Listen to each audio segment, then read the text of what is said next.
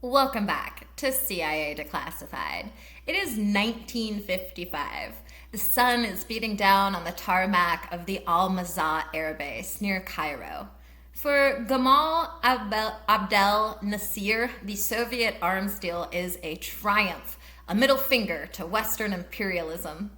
On the runway sit the sleek silver shapes of MiG-15 jet fighters. I'm not sure if it's MiG or MiG-15. I'm not familiar with the plane, so I'm just going to call them MiG-15 from here on out. They look invincible, but inside the engine cowlings, a microscopic war is already being lost. You are a CIA Technical Services officer standing in a damp warehouse in Genoa, Italy. In front of you is a crate of high-precision ball bearings destined for the Egyptian Air Force. You aren't here to steal them. You're here to enhance them. With a surgical dropper, you apply a specialized corrosive compound, a chemical cocktail designed to remain inert for exactly 50 hours of flight time before it begins to eat through the steel. The era of the arms race has entered a new invisible phase. The West can't stop the Soviet ships from reaching the Suez, so they've decided to rot the cargo from the inside out. This is Operation KMDUST. It is a mission of silent sabotage where the enemy isn't a pilot, but a hairline fracture. You are working in a world where a grain of dust can bring down $1 million aircraft, and the mechanical malfunctions reported in the Egyptian press are actually the fingerprints of Langley.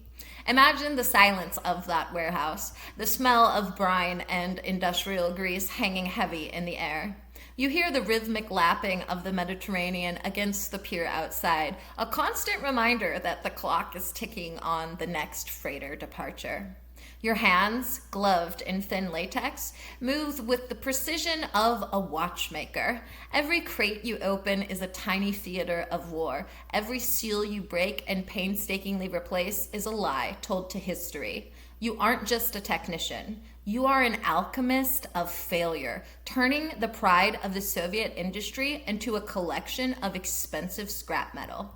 As you reseal the crate with the original Soviet markings, you realize the genius of the play. When these planes fall out of the sky, the Egyptians won't blame the Americans. They'll blame Soviet engineering. You're not just breaking planes, you're breaking an alliance. You slip out of the warehouse as the Mediterranean fog rolls in, leaving behind a payload of manufactured failure. The broken wing is about to take flight, and the desert floor is waiting. Why the name? KMDUST.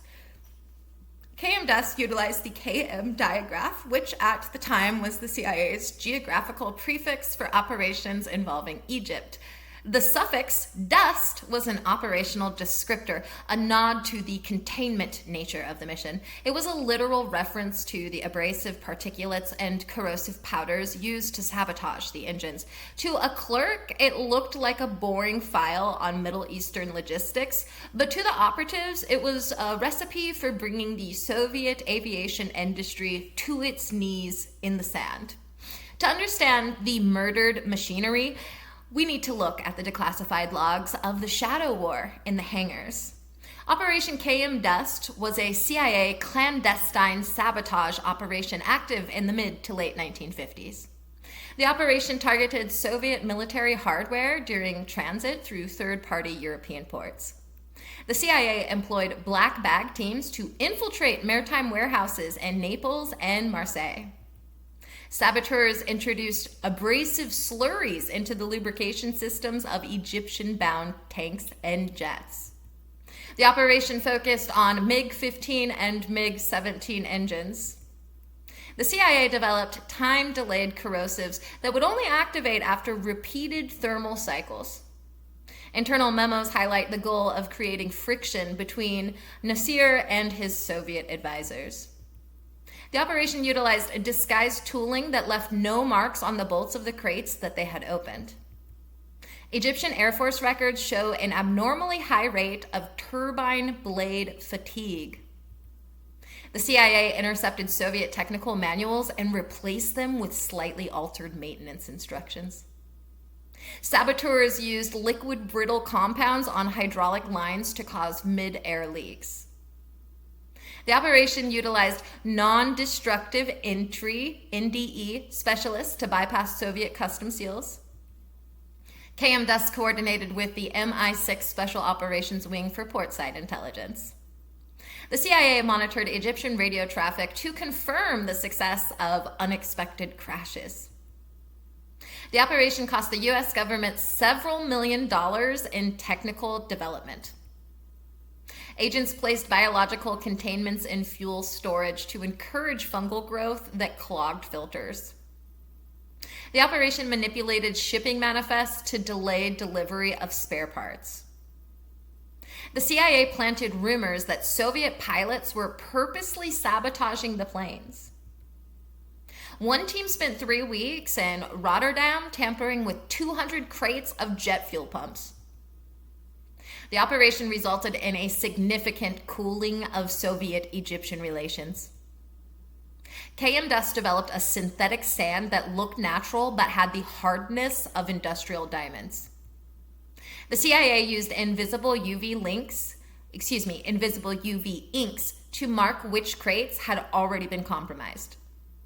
One sabotage method involved weakening the solder on radio frequency crystals, causing communications to fail during high-G maneuvers.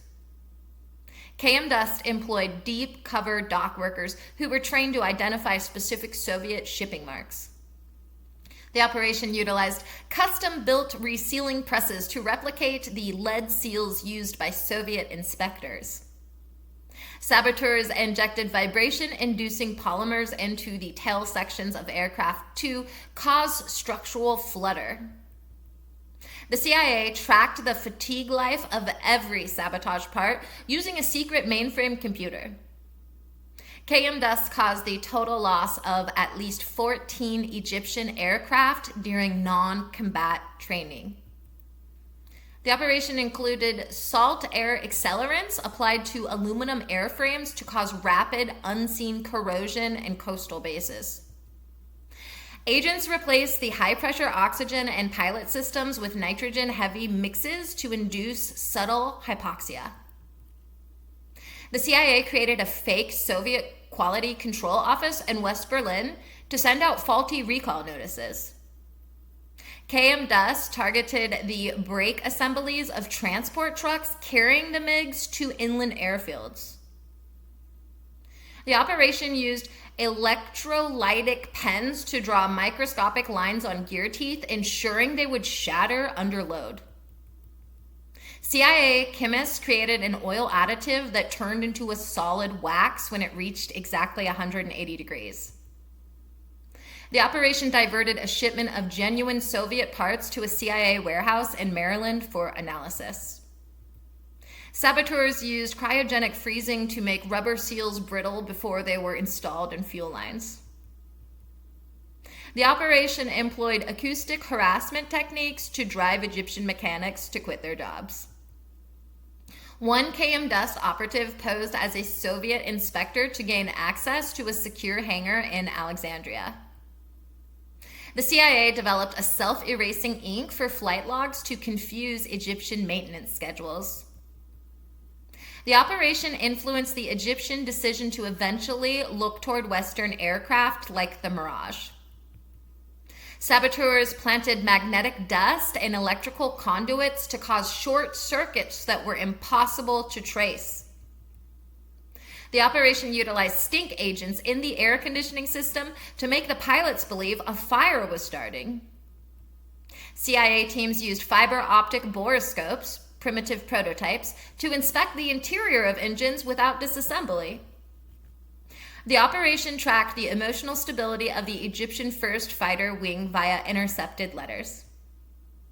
KMDUST agents created counterfeit spare parts that were 1.5 millimeters off spec, enough to fail, but not enough to notice.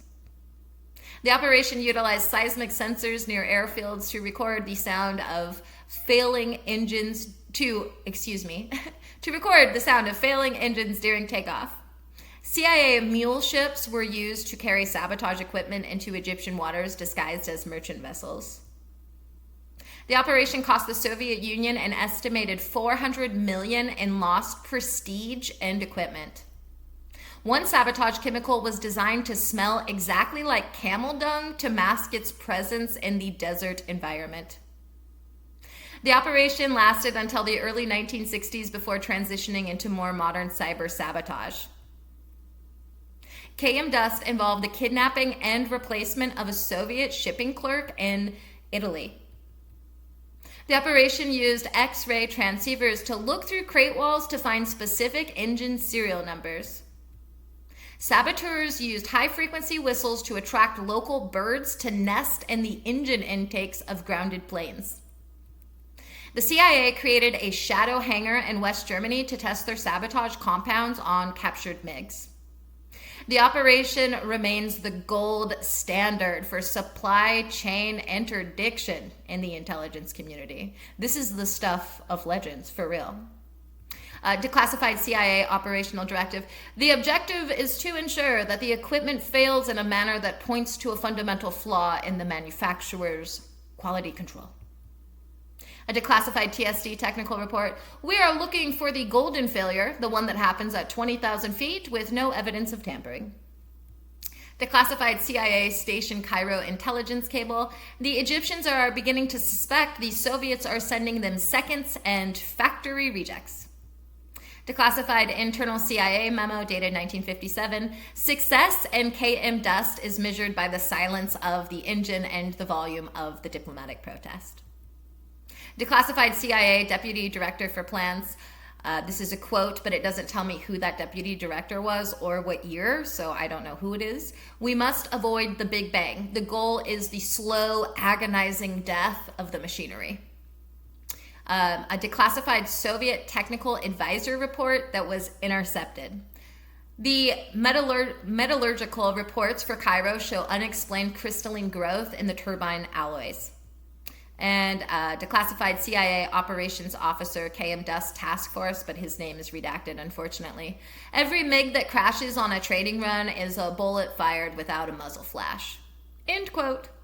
The KMDUST files are missing a massive chunk, specifically the section titled Maritime Asset Recruitment and Port Authority Collusion. We are looking at an estimated 180 pages of total blackout. The government cites Exemption B1, which protects national defense or foreign policy secrets, and Exemption B3, which refers to information specifically exempted from disclosure by other federal statutes. I speculate that these pages contain the names of prominent Italian and French port officials who were on the CIA payroll. Even more chillingly, I suspect about 30 pages that are missing regarding direct cockpit sabotage, and I believe that these pages might detail the use of aerosolized neurotoxins meant to incapacitate pilots during specific high-altitude flight profiles to ensure a crash. It's just a theory, and I'm not the only one with theories. In the world of broken wings, the truth is often buried in the wreckage. For instance, there is the radio-controlled crash theory. Speculation exists that KMDUST installed remote kill switches in the avionics of the MiGs that could be triggered by U.S. Navy ships in the Mediterranean. Then there's the Soviet counter-sabotage speculation. Some believe the Soviets knew about KMDUST and purposely sent bait planes with double-sabotaged engines to trap CIA agents in the act. Then there's the Pharaoh's Curse mystery. It's a theory that the CIA used KMDUST to smuggle stolen Egyptian artifacts out of the country in the empty crates that once held the sabotaged engines. And then there is the Manchurian mechanic theory. This is a theory that is believed by conspiracy enthusiasts, which is that some Egyptian mechanics were secretly hypnotized by CIA doctors to perform specific sabotage acts that they would never remember. Was it a success? Tactically, it was an industrial assassination masterstroke. KMDUST was a masterclass in high-tech guerrilla warfare. It avoided the big bang of a bomb in favor of the slow rot of chemistry. By attacking the supply train rather than the airbase, the CIA remained invisible. It allowed the U.S. to disarm an enemy without a declaration of war. It forced the Egyptian military to spend thousands of man-hours on ghost hunting, searching for mechanical flaws that were designed to be undetectable. The tactical success was measured in the grounded fleets and the paralyzed runaways of the Nile. Furthermore, the tactical precision required for KMDUST was unprecedented. The agents had to account for humidity, heat, and flight hours to ensure that failures appeared natural. This required a level of chemical expertise that turned the Technical Services Division into the world's most dangerous laboratory. By successfully mimicking manufacturing defects, the CIA bypassed the traditional alerts of an attack. It was a surgical strike that left no scars, only debris. Strategically, it was the wedge in the Warsaw Pact. KMDUST was about breaking the Soviet brand. If the Middle East believed Soviet technology was inferior, they would return to the Western orbit. It sowed deep seeds of distrust between Nasser and Khrushchev. It turned the Soviet Union's greatest diplomatic tool, military aid, into a liability. It proved that the most effective way to win a Cold War battle was to let your opponent defeat themselves through their own tampered equipment. The long-term strategic impact was even more profound. KMDUST signaled to the Kremlin that their global supply lines were porous and compromised. It forced the Soviets to sink billions into security and escort services for their arms exports, draining their economy. It established the CIA as a force that could reach out and touch any piece of metal on the planet. It wasn't just about Egypt. It was about demonstrating to every neutral nation that Soviet protection was an illusion that could fall apart at the touch of a Langley hand. As far as technological and operational breakthroughs go, boy, it led to quite a few, such as controlled corrosion and advanced material science. I love science. How about you? Anyway, KMDUST required the development of smart corrosives that would only react under specific heat and pressure conditions, e.g. inside an active jet engine. This science has been adapted for targeted etching and the manufacturing of high-precision medical implants and microelectronics, allowing for complex internal structures without damaging the surrounding material. It is also used in self-healing materials that release chemicals to stop corrosion when a breach is detected.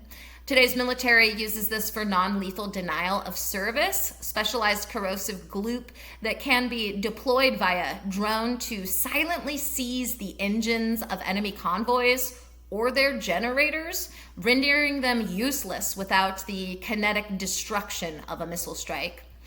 As far as the intelligence community, they apply this in remote device destruction protocols. If a piece of highly classified hardware is captured, internal corrosive microcapsules, the direct descendants of KMDUST compounds, can be remotely triggered to melt the motherboards and encryption chips, leaving nothing for the enemy to analyze.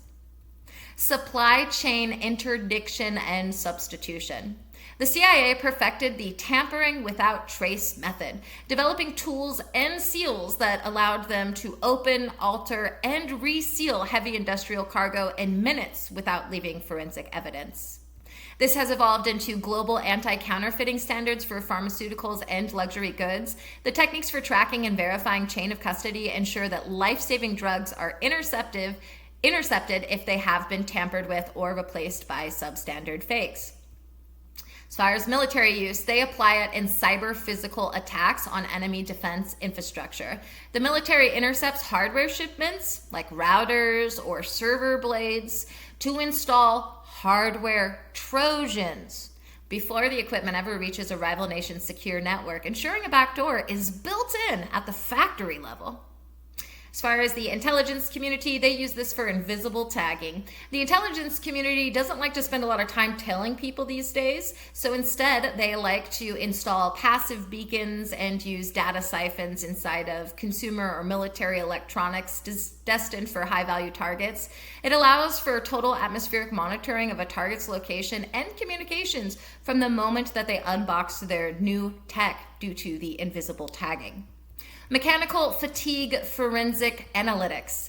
The agency had to conduct exhaustive studies on the breaking point of Soviet metallurgy, identifying exactly where a MiG turbine would fail after 50 hours of flight.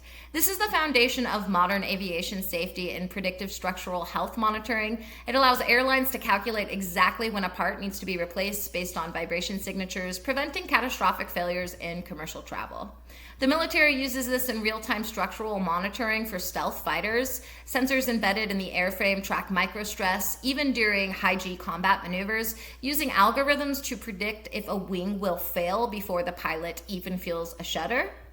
The intelligence community uses this for reverse engineering and to find vulnerability maps for foreign infrastructure. By analyzing the stress points of a foreign power's power grid or missile silos, the IC, the intelligence community, can identify exactly where one small act of sabotage will cause a cascading total system failure.